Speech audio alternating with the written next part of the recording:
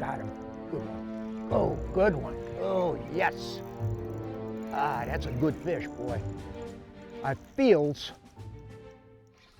like a big brown bass, top of my cast. Whatever it is big. Oh, it ain't as big as I thought, but it's nice. Oh, man. Yeah, I've been playing out here for about an hour and a half with no bites. So this was good. This was a good thing. Things are gonna lighten up here a little bit. Now I'm pretty sure it's not only the spot, it's what I'm doing. And I gotta explain that to you. If you look around, when I'm done, you look around, mile-high sky all around, a cold front come through, we're fishing a post-frontal condition. The fishing is gonna be a little bit tough, I know that. What's some of the things that you do when you're fishing a cold front condition like this? You know, clouds are going, everything changes. The bite definitely slows down. What do you do to catch more fish? Let's share a couple things with you concerning smallmouth and all fish on a post-frontal bite. There's a few things you can do to drastically up your odds.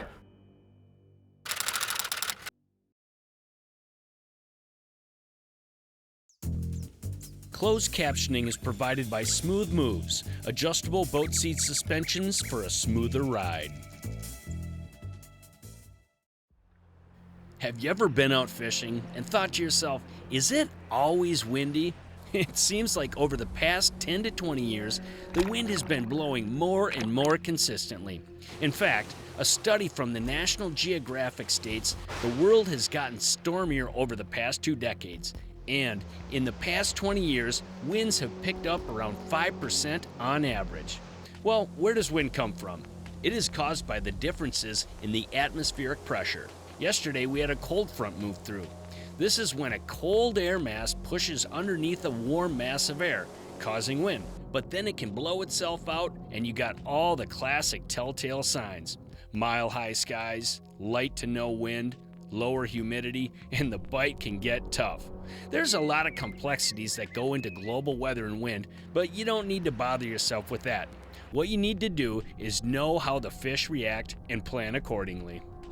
Felt so good. I haven't had a bite fishing the traditional stuff that I normally came out with. Yesterday I was out here and just waxed them.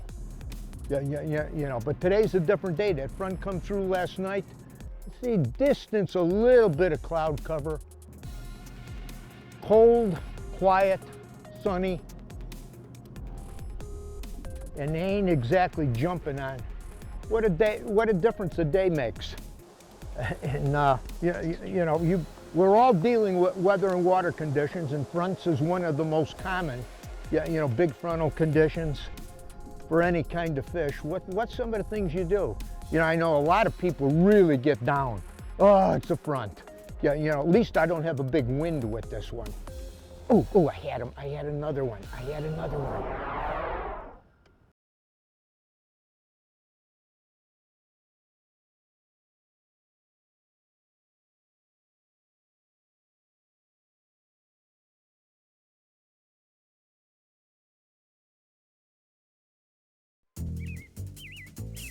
This segment is brought to you by Blackfish Outdoor Apparel, because you can't choose the weather.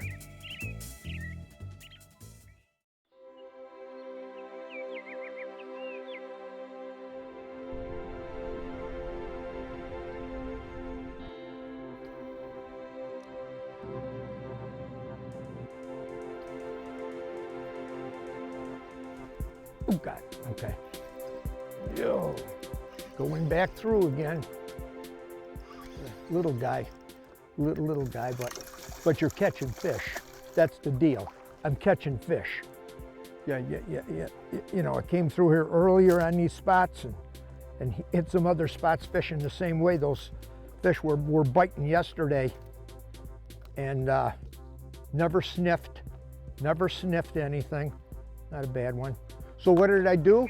I downsized the exact same baits I was fishing yesterday. Baby ripstop, the small one. I was crankbaiting. the shad dancer, number 4. I was throwing big boot tails, 360 GT, small one. What else can you do? Well, like I said, what are some of the options? You could use live bait for some fish under bad fronts. You're gonna get a few more fish, yes you will. Naturally, if you slow down a lot on a structure, really slow down, you're gonna get more fish. Doing that, it'll help a little bit. Or you could do what I'm doing. The baits that were working the day before, I took those exact same family of baits and I downsized in everything. And knowing that you're gonna be fishing harder, smarter for less, but you're still gonna catch fish. Guess what? The fish that were here yesterday, they're still here. The fish didn't get up and disappear and swim to that island from yesterday evening. Their mood changed. The strike zone shrunk, the cold front, you know, as usual, slows fish down. They get a little bit negative attitude. You know, so bottom line, you fish harder, smarter for less, but you're gonna still catch fish. They didn't totally quit biting. It ain't the bite I seen yesterday afternoon, but I'm still catching fish.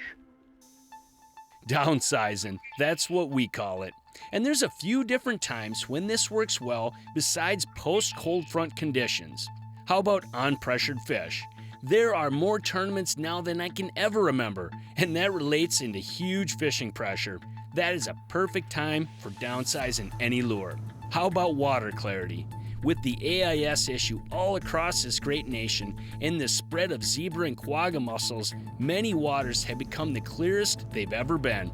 Great time to downsize. How about a simple fact? You just want to catch fish. Many times downsizing opens up the strike window to a lot of different species of fish that you may have just fished by with larger lures. Got him. Oh, I had him. I lost him. I got him. Oh, got him. Whoa. Big smallmouth, big smallie. This is a piggy, guys. That's the kind I was catching a whole lot of yesterday. Ugh.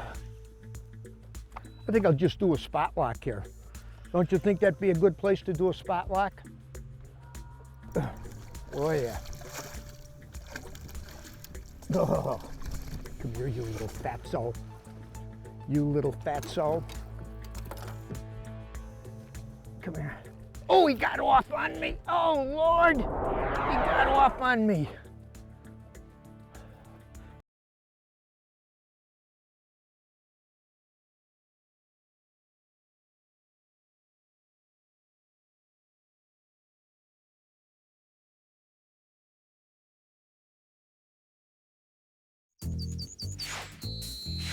The Edge is presented by these and other fine sponsors.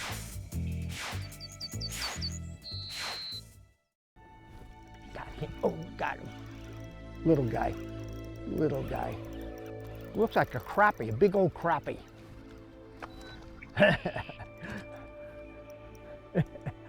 That's one of the fun things about throwing these, you know, these little mini type baits. Look at that, I gotta get my pliers even to get the crappie off. Get myself. Come here, guy. The thing about throwing these little baits like this is everything bites on it. Look at him. That's a nice bonus crappie, isn't it? Take him all day. I love this little thing. I've had great fishing with this little thing. This is that the Rapala Shad Dancer, size 4. The Rapala Shad Dancer, size 4. You got to fish this on a spinning rod with light line, and you'd be amazed at how deep that little thing goes. And it hooks so good. I mean, you get these tough you just want to go catch fish. Go catch fish in shallow water anywhere and not know what you're going to get. I'd liken it to that 360. Just cast it out, retrieve it back. Cast it out, something bites on it, like the 360. You just throw it anywhere, you reel it back. You can have any kind of fish that swims on it. I just want to show you on my screen here on my Humminbird. I highlighted all the shallow water break lines at about 6 feet on this lake, so that's all in red. You can see I just came over the point there. It's so much easier. You hit that highlight, I highlight that in red, and I could follow. I know right where those roll of rocks are where they break into deep water. Simple feature, but a big asset.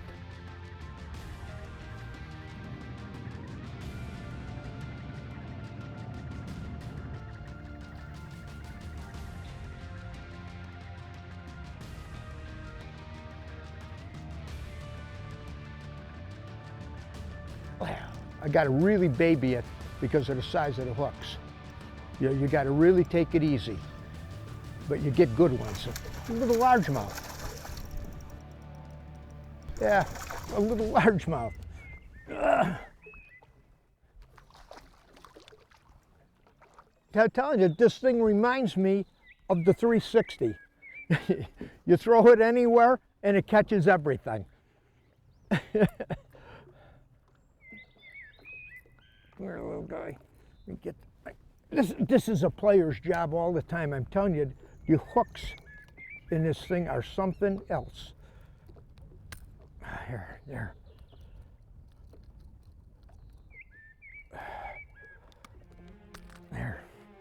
Huh? Look how fat that little toad is. I'm just taking this thing. There's some deep rocks here, and this thing goes, you look at the size of it, you'd be amazed at how deep it goes. And you could just feel it ticking those rocks, doom, doom, doom, and then they just load up on it. Everything, northern, walleye, smallmouth, largemouth, everything. Little baits that's one thing about little baits, like what we're doing here. You cover water with it, you catch a lot of fish. A lot of different fish. Just downsizing known baits. You know, baits that you've already used, like jerk baits and crank baits and big boot tails versus little boot tails. Oh, what do I got here now? I don't know, it's coming out. It's a smallmouth. Nope, she's a smallie. But again, there's some big fish in here, but in comparison to yesterday after the front, it's changed some. But boy, I'm still catching quite a few fish. Look at, I don't know how he hit that bait. I don't know how he got a hold of that bait. It was pounding on the bottom.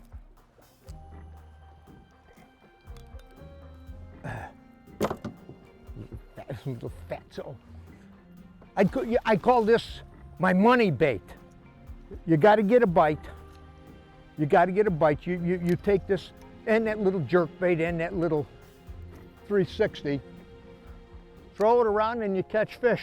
Surprisingly, some darn good fish too. You'll see, like that one. Let's see what I got going on. It ain't, oh, you know what I think that was? Another one of them big crappies. I think that was a big crappie.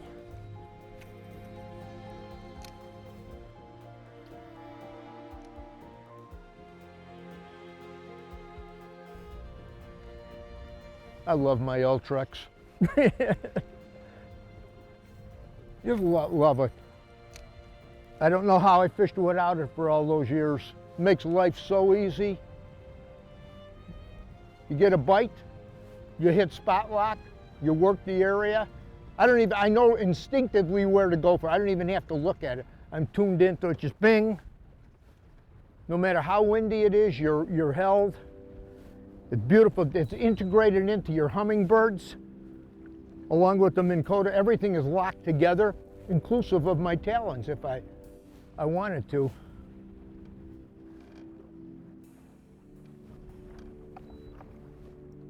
I got him. Whoa, this might be a better one. Yeah, oh yeah. Yeah, this one's a little bit better. Nice brownie. They're flat getting on that little crankbait, ain't they? They are flat getting on that little sucker. Flat getting on it. You know, you're fishing these little baits, I said it before, I just kind of say it again, yeah, you know, for bass fishermen, you know, they're so used to fishing bait casting, and then recently, you know, because where so many of the tournaments have been held up north in smallmouth water, you know, guys that have never owned a spinning rod before, yeah, you know, are buying them, and they're getting used to fishing smaller, downsized baits like this. You know, you're seeing a real surge in finesse fishing for bass, smallmouth, largemouth, all of them. Why? Because these things work. They work. And spinning rods, you know, we fish all St. Croix stuff. That's our marketing partner, along with Daiwa. This is a Daiwa ballistic 2500 LT, which is the reel that I use most of the time on my spinning rod when I'm fishing for largemouth or smallmouth. And this is Suffolk's 832 braid, got 8-pound test fluorocarbon on here. This is a Legend, a Legend X from St. Croix. It's a sweet, sweet, sweet combination. One of the finest combos in a spinning rod I've ever fished. A little bit spendy, yes, but boy, is it ever worth the money.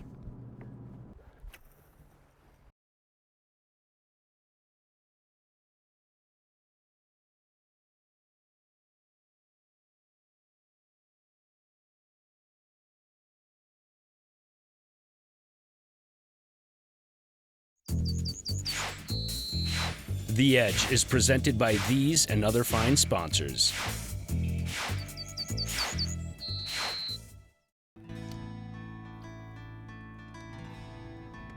There's some deeper rock out here that you could think, oh, got it. Here, there's a spot locker, and it feels good. Oh, does it feel good? Oh, is that a brown? If that's a brownie, she's a King Kong. It's a big walleye. Sweet, sweet, sweet. Smallmouth, largemouth, crappies, northerns, and a walnutto. Hang on, gal, hang on. Oh. Okay, there it is. Look at that, huh? Ooh, she bit on the 360, the small 360. Hey, the next time you're facing a post-frontal condition like I had today, and do me a favor. Don't say the fish ain't biting. That is never the case. There's always a way to catch fish. And I admit the bite changes. Prefrontal condition, you're catching them like crazy. They're big, you're doing great. Post-frontal, you fish harder, smarter, for less. What do you have to do? Let me hear it. Downsize. You got it. Downsize in all the baits that you were catching them the day before the conditions come in. You fish a little bit slower. Downsize, down everything, down your speed, down your baits, downsize, and you know what? You're gonna catch some fish. Everybody at the motel or the people that you work with, they're gonna be one, oh, the cold front, it shut my fish off, it got so bad. Baloney, you caught some fish. Yes, it isn't as great as it was, but there's no such thing as they're not biting. Hey, this is my hometown paper, the sports page in it.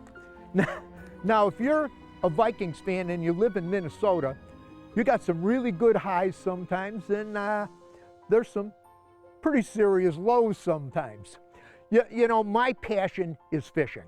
Everything I do and think about each day revolves around two things: fishing, the fishing industry, and the Bible, the Word of God. These two things are my passion in life. Now, I know a lot of people in a lot of other sports, people that are hunters, that their passion is hunting, and again, their faith, and they share both of them together. You know, over the years, I had an opportunity to fish with a number of players, coaches in the NFL. People like Tony Dungy. He and I had spent a number of times in a boat chasing a lot of different kinds of fish. He really loves to fish, and he's good at it, and his faith is an important part of his life. Another longtime friend of mine, many of you will remember his name, Vikings player for many years, his name was Wally Hilgenberg. Wally Hilgenberg went home with the Lord some years ago. Now, over the years, I had an opportunity to be at a number of weekend retreats with Wally Hilgenberg where he was the guest speaker. You'd have a bunch of guys go for the weekend. We'd fish throughout the day, and we'd fish throughout the day. And you had different speakers that would talk about their faith in their sport. So I was at one event with Wally, and I can remember it as I'm sitting here quite clearly. Beautiful night, big fire burning, bunch of guys sitting around on tree stumps, and Wally is talking about the NFL, his life in the NFL, and his faith. And he said at this point in his life, he says he'd become much more sensitive to the things of God after experience of the adventures of life. And he said something that really caught my attention. He says, every morning I spend time in prayer with my wife when I'm home. He said, it's amazing. We started to pray together before I'd go to work. And he says, and it really had an impact on my life. It had an impact on my life. I went home, thought about that, and every time that I'm home now, my wife and I pray together in the morning whenever possible. And you'd be amazed at the things that she says that she is dealing with. Sometimes I didn't even know this was important to her. And the same thing vice versa. And it became a way of life for us, praying together. Now, I know a lot of you aren't married. A lot of you might never be married. But I just had to share that with you, and it had a huge impact on our life. It opened up things that I never knew she even thought about, and the same thing happens vice versa. Just thought I would share that with you. Hey, from all of us here at The Edge, you have a good, safe fishing season. We'll see you on the water.